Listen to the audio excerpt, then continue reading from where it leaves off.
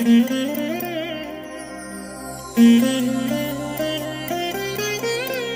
దినం పరము నుండి దిగివచ్చు మాట, ఇది నీ జీవితానికి వెలుగుల బాట, నీ ఒడిలో ఉంచబడిన దీవెనల మూట, అద్భుతాల ఆనంద ఊట. జూలై 21 సంవత్సరమంతా మీరు బైబిల్ చదివి ముగించడానికి ఈరోజు మీరు చదవలసిన లేఖన భాగం ఉదయం 29 మరియు 30 కీర్తనలు, సాయంత్రం అపోస్తుల కార్యములు 23వ అధ్యాయము 1 నుండి 15వ వచనం వరకు. ప్రియమైన దేవుని బిడ్డలారా, ఈ ఉదయకాల సమయంలో ప్రభు యొక్క సన్నిధి, ఆయన కృప మీకు తోడైనగాక. ఎలా ఉన్నారు? బాగున్నారు కదూ? ఆయన ఎల్లప్పుడూ మిమ్మల్ని జ్ఞాపకం చేసుకుంటున్నాడు. మీరు వెనకున్నవి మరిచి ముందున్న వాటి కొరకు వేగిరపడి మీరు ముందుకే సాగి వెళ్ళుడి. ఎందుకని? వెనకటి విషయాలు మనం జ్ఞాపకం చేసుకున్నప్పుడల్లా మనకు కీడు చేసిన వారు కావచ్చు, లేకపోతే పాపములో మనం జారిపోయిన ఆ సందర్భాలు కావచ్చు, లేకపోతే ఎవరైనా మనల్ని అవమానపరిచిన ఆ సమయాలు కావచ్చు, ఆ వ్యక్తులు కావచ్చు. వాటన్నిటినీ జ్ఞాపకం చేసుకున్నప్పుడు ఏం జరుగుతుందో తెలుసా? ఈరోజు మనం ఎంత బాగా జీవించాలనుకున్నామో అలా జీవించలేని పరిస్థితులు మనం ఎదుర్కొంటాం. అంత మాత్రమే కాదు, మీ యొక్క భవిష్యత్ కాలపు ఆ దృష్టి చెదిరిపోవడం కూడా జరుగుతుంది. కాబట్టి నా ప్రియ దేవుని బిడ్డలారా, మీరు ఆ వెనకున్న వాటిని మర్చిపోండి. అలా మర్చిపోవడానికి ప్రభువుని అడగండి, దేవా నాకు సహాయం చేయండి. తప్పకుండా ఆయన సహాయం చేస్తారు. ఈరోజు దేవుడు మనకు కొన్ని సంగతులను జ్ఞాపకం చేస్తున్నాడు. అదేమిటంటే, దేవుడు మన విషయంలో కొన్ని విషయాలను కోరుతున్నాడు. ఆయన కోరుచున్నది ఏమిటి? మొదటిగా మనం విశ్వాసమందును ఎదగవలనని ఆయన కోరుచున్నాడు. 2వ తెస్సలోనికైలకు రాసిన పత్రిక 1వ అధ్యాయము 3వ వచనంలో ఇలాగూ వ్రాయబడినది, ఎలయనగా మీ విశ్వాసము బహుగా అభివృద్ధి పొందుచున్నది.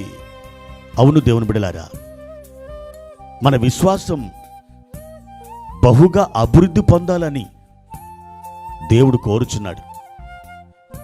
అపోస్తలుడైన పౌలు అందు విషయమై నేను దేవునికి కృతజ్ఞతాస్తుతులు చెల్లిస్తున్నాను అన్నాడు. దేనికోసమని స్తుతులు చెల్లించాడు?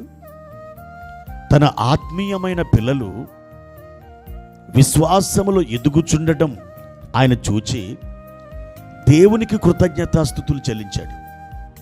అవును ప్రియులారా, ఒక మనుషుడు శరీరములో ఎలాగూ ఎదుగుతూ ఉంటాడో మన విశ్వాసంలో కూడా ఆ విధంగా ఎదుగుచూ ఉండాలి. అది దేవునికి ఇష్టమైనది.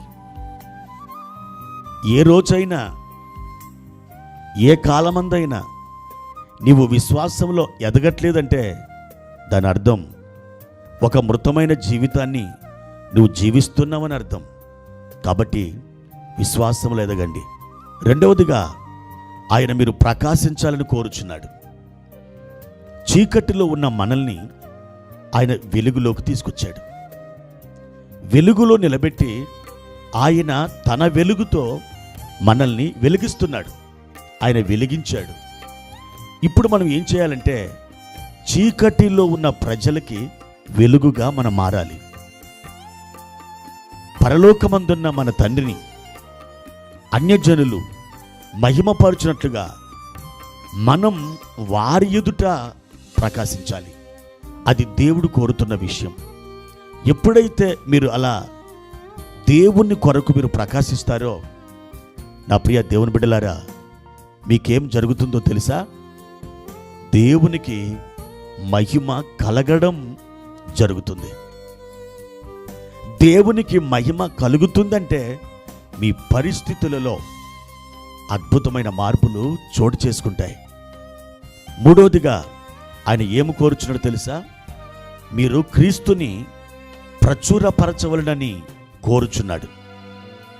1 పేతురు పత్రిక 2వ అధ్యాయము 9వ వచనంలో ఇలాగూ వ్రాయబడింది: చీకటిలో నుండి ఆశ్చర్యకరమైన తన వెలుగులోనికి మిమ్మలను పిలిచిన వాని గుణాతిశయములను ప్రచురము చేయ నిమిత్తము ఆయన మిమ్మలను రాజులైన యాజక సమూహముగా చేసెను. ప్రియమైన దేవుని బిడ్డలారా, ఆయన రాజులైన యాజక సమూహముగా చేశాడట. చీకటిలో నుండి వెలుగులోకి పిలువబడ్డ మనం క్రీస్తు యొక్క గుణాతిశయములను ప్రచురపరచవలనని ఒక వాంఛ కలిగి ఉన్నాడు. అది మనమే చేయాలి.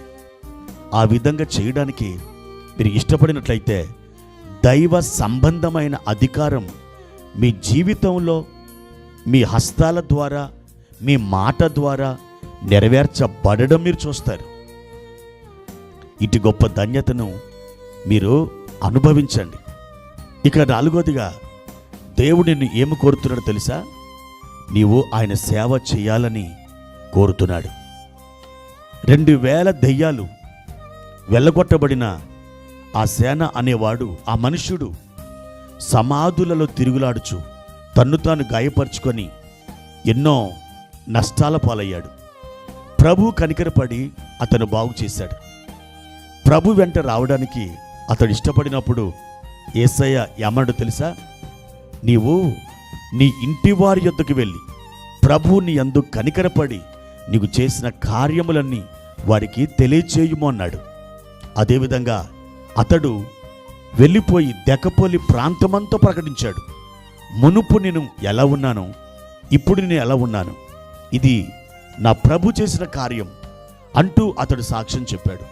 ఈ రోజున ప్రభువారు నీ జీవితంలో, నీ కుటుంబంలో ఏమేమి కార్యాలు చేశాడో అవన్నీ కూడా నువ్వు సాక్ష్యం ఇవ్వాలి, అనేకులకు తెలియచేయాలి. ఆ విధంగా నీవు ఆయనకు సేవ చేయాలని నిన్ను ఆయన కోరుతున్నాడు. కాబట్టి ప్రియా దేవుని బిడ్డ, దేవుడు నిన్ను కోరుచున్న ఈ విషయాలని నీవు గైకొనడానికి ఇష్టపడుచున్నావా? అయితే ఈ ప్రార్థనలో నాతో ఏకీభవించండి.